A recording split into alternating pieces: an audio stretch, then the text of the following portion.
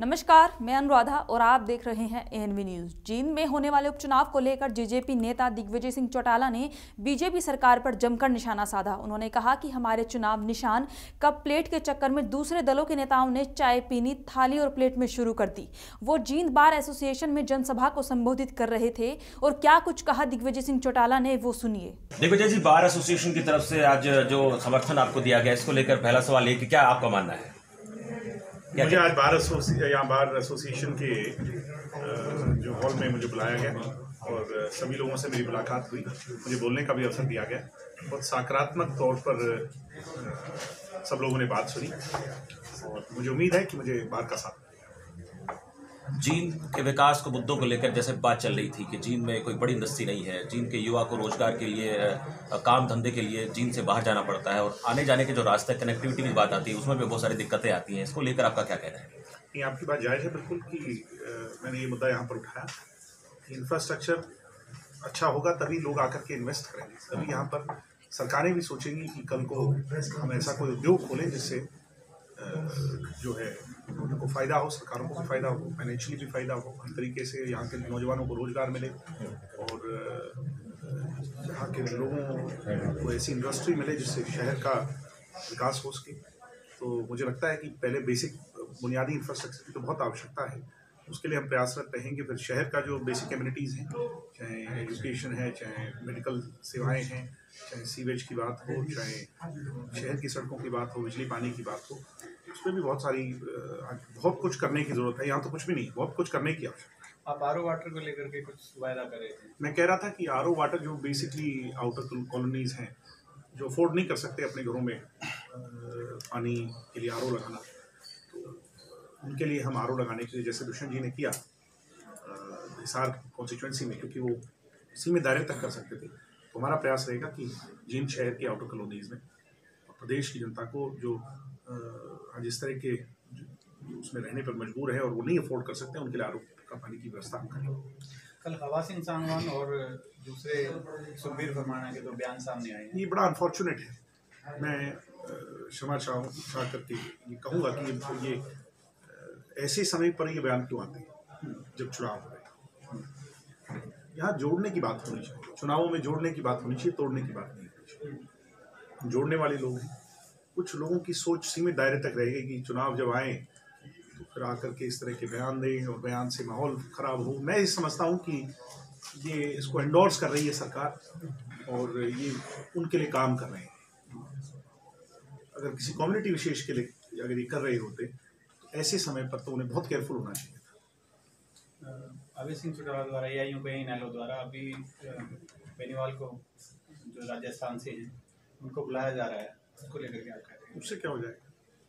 तो कोई किसी को भी बुलाए, कोई कहीं का भी आदमी आए।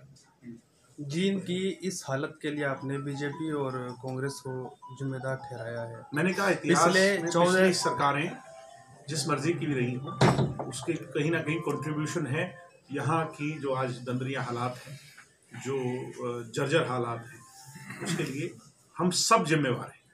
मगर ये सोच लेकर के कि कुछ हो ही नहीं सकता, ये नकारात्मक सोच है। हम सकारात्मक सोच लेकर के चले हैं। इसे राजनीतिक राजधानी नहीं, विकसित शहर और विकसित राजधानी बनाना है, वो हम प्रयास करें। दुष्यंत युवा सांसद हैं, आपने कहा कि इस बाई इलेक्शन में सभी कैंडिडेट्स में सबसे युवा आप, तो क्या सीधा सीधा जीत का इशारा दे रहे थे? नहीं, मैंने कहा कि मैं सबसे युवा हूँ और ये मेरी अपील है कि एक नौजवान को अवसर दें। मुझे विश्वास भी दिया यहाँ के अधिवक्ताओं ने इस बात का जो दिखा मुझे उनकी आंखों की चमक से, हाँ, वो इस बात से सहमत थे कि वो एक नौजवान को अवसर देना चाहते हैं। राजकुमार सैनी ने कहा है कि जेजेपी जमीन जायदाद वाली पार्टी है और उसका तो रजिस्ट्रेशन भी नहीं होगा। मैं ऐसी रिस्पॉन्सिबल बातों का जवाब शायद ना ही देना पसंद करूँ। काम फैक्ट्स पे बात होनी चाहिए, काम पे बात होनी चाहिए। मेरी जमीन जायदाद अगर मैंने गलत कमाई होती या मेरे पास कोई 2 नंबर का होता, फिर मैं तो आज बार के अंदर खड़ा हूँ। इतिहास में सरकारें नहीं है, वो बीजेपी के एमपी थे, उनको कार्रवाई करनी चाहिए। इस उपचुनाव में किन मुद्दों को लेकर जाएंगे जनता के बीच में? के बावजूद भी अगर मेरे पास कुछ ऐसा था जो मेरा नहीं होना चाहिए था और इन सरकारों ने कार्रवाई नहीं करी, तो फिर मेरे से ज़्यादा जिम्मेवार तो राजकुमार सैनी स्वयं है। आप इस उपचुनाव में किन मुद्दों को लेकर जाएंगे जनता के बीच? डेवलपमेंट का मुद्दा, सबसे जरूरी है, रोजगार का मुद्दा, सुरक्षा का मुद्दा, हरियाणा और इस शहर को 22वें स्थान से पहले स्थान पर लाने का। हरियाणा विधानसभा का जो हम बात करें, सत्र की बात करें, 10 महीने बाकी है और अगर जींद की जनता आपको चुनकर विधानसभा में भेजती है तो वक्त बड़ा कम है और ऐसे में सरकार बीजेपी की है तो चुनौती तो अच्छी बात है ना, यहाँ के लोग होगा नहीं, वो तो मेरे लिए या किसी के लिए भी होगा, बट अच्छी बात है ना, यहाँ के लोगों को 5 साल इंतजार नहीं करना पड़ेगा। 10वें महीने मेरे से रिपोर्ट कार्ड मांगे, अगर ये मुझे चुन करके भेजते हैं तो मैं मेरे रिपोर्ट कार्ड में पास होऊंगा या फेल होऊंगा, ये 10वें महीने में जनता तय करेगी, तो अच्छी बात है। बल्कि जो डेमोक्रेटिक सिस्टम में 5 साल मिलते हैं, बट एक यंग एनर्जेटिक आदमी को अगर कम भी मिलेगा तो मैं उस कम में ज्यादा की कोशिश करूंगा। यूथ, आप भी खिलाड़ी रहे हैं और यूथ को लेकर, खेलों को लेकर बात सामने आती है, खेल नीतियों की बात बीजेपी सरकार भी करती है, कांग्रेस के टाइम में भी खेल नीतियों को लेकर बातें चली थी, लेकिन आज का जो युवा, आज का जो यूथ है, जो खिलाड़ी है, वो कुछ और ज्यादा अपेक्षा करता है। खेलों के लिए छोटी छोटी नर्सरी की बात करता है, अच्छे स्टेडियम की बात करता है। आप स्टेडियम में भी जाकर आए थे तो देखा हमने कि वहाँ पर ट्रैक की व्यवस्था ठीक से नहीं है, लाइट्स रात को नहीं जलती हैं, लोगों की भी ये भी दिक्कतें सामने आ रही है। हमारी सबसे बड़ी दिक्कत क्या है कि स्पोर्ट्स डिपार्टमेंट में बहुत सारी चीजें बन जाती हैं मगर वो ठीक तरीके से उपयोग में नहीं आ पाती, कोचेज नहीं है। अच्छा, उसके बाद एक जो बड़ा इंपॉर्टेंट पॉइंट है, हेल्थ इंजरी के लिए, इसमें स्पोर्ट्स इंजरी के लिए कोई सेंटर नहीं है। बहुत सारी स्टेट्स में है, महाराष्ट्र जाएंगे वहाँ पर भी है, गोवा में भी है और अन्य प्रदेशों में मैंने देखा है, दिल्ली में भी है, बहुत बड़ा सेंटर है। हमारे यहाँ पर अगर कोई ऐसा खिलाड़ी है जो उभरता हुआ है और उसको मैदान में कोई इंजरी हो जाए, उसकी कोई रिहैब नहीं है उसके लिए, तो कम से कम 15-20 किलोमीटर पर तो एक ऐसा स्टेडियम होना चाहिए जो राज्य स्तर का हो, जिसमें 2-3 गाँव 4 गाँव के लोग अकोमोडेट हो जाए। उसके साथ साथ सिर्फ स्पोर्ट्स की फैसिलिटीज को स्पोर्ट्स के लिए तक सीमित रहना चाहिए। हमारे यहाँ क्या होता है कि पॉलिटिकल आदमी तो उनमें रैलियाँ करते हैं, अब बीजेपी वाले तो सारे अपने जितने भी वो बीजेपी के प्रोग्राम्स हैं या सरकार के जो पिछले 4.5 साल से प्रोग्राम्स हैं वो स्पोर्ट्स के, खेलों के मैदानों को यूज़ कर रहे हैं। तो इसका मतलब हर संडे कोई ना कोई मैच होना चाहिए, कोई स्पोर्ट्स की एक्टिविटी होनी चाहिए, उसकी जगह इनकी ये पॉलिटिकल एक्टिविटी होती है। इसलिए इसको स्पोर्ट्स डिपार्टमेंट को कम से कम एक ऐसी ऑटोनॉमस बॉडी बनाना चाहिए जिसमें सिर्फ स्पोर्ट्समैन ही उसको चलाएं, स्पोर्ट्समैन उसको देखें और ब्यूरोक्रेसी उनके साथ उनकी मदद करे। सरकार का और पॉलिटिकल लोगों का डायरेक्ट उसमें रोल नहीं होना चाहिए, उससे वहाँ पर मैं समझता हूँ, क्योंकि स्पोर्ट्स तो किसी पॉलिटिकल पार्टी का तो है नहीं।